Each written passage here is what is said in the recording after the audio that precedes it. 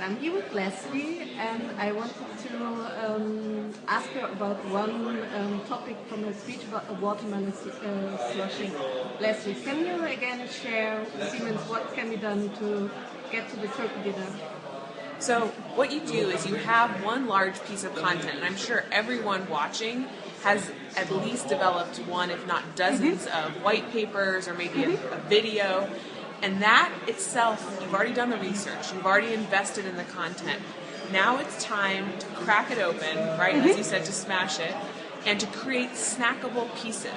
And in order to do that, you need to pull out some of the key executive findings. And instead of trying to cram all 6 or 8 or 10 findings into one piece, just do one per piece of content.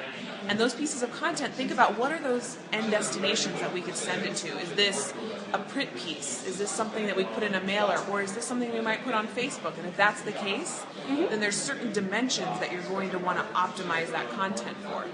And in some cases, it may mean that you just take a photo and put a quotation from the report over the top. Or maybe you don't even have a photo and you just have a bold statement about the future of that industry attributed to a Siemens expert or a Siemens customer. And what you do is you use the color palette of that image or of that background with the typography, and that itself becomes a design element. So you could technically take a lot of the sentences out of a larger piece of content, and you could make 10, 20, 30, even more, dozens of smaller pieces of content, so long as they're interesting, useful, and helpful. You can also take a lot of the content that's locked in kind of text format. And I think a lot of content typically in large organizations is, and that's fine, it's kind of the way that it was traditionally. But there's an exciting opportunity to, as I said earlier, to revert back to when you were in kindergarten and think creatively about how can we take this content and make it a little more visual.